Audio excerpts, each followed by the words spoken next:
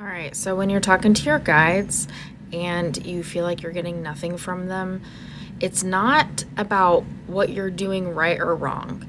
It's maybe you are not sure where to look for signs. I do have some videos on here that explains different ways that spirit guides can communicate, because maybe it's coming in ways that you just don't realize. So, spirit guides sometimes they communicate in numbers. If you're getting numbers, are you writing down the numbers and then later going through and writing one or two words to the meaning of those number groups that you see repeating over and over? Because that's a pattern right there. That's your spirit guide speaking to you about something.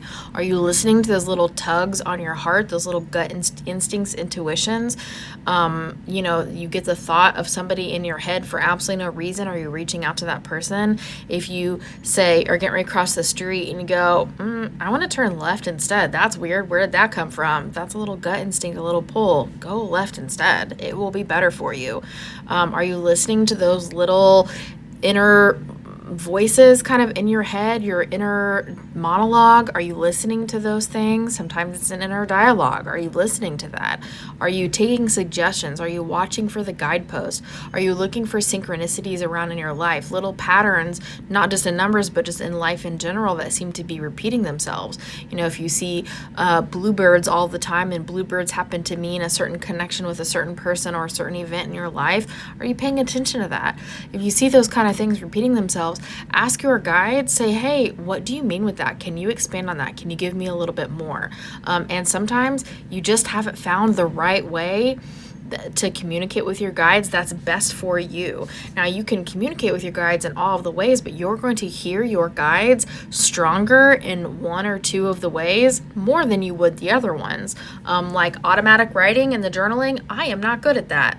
I am not good at the automatic writing, but some people just get the most amazing pieces of information from that. That's when you just start to write stuff in a little notebook, and then all of a sudden, like, your hand takes over and your brain is not thinking and the thoughts are flowing, and then you go back and read it and you don't remember writing it.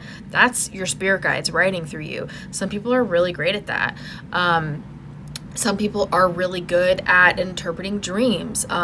You could wake up from a super weird dream, write all the details down that you can remember, and you can get that interpreted later. So they're communicating with you. Just be creative in the ways you think they can come forth and the ways you think they're communicating with you. And if you're still struggling, I'm happy to work with you in session on this.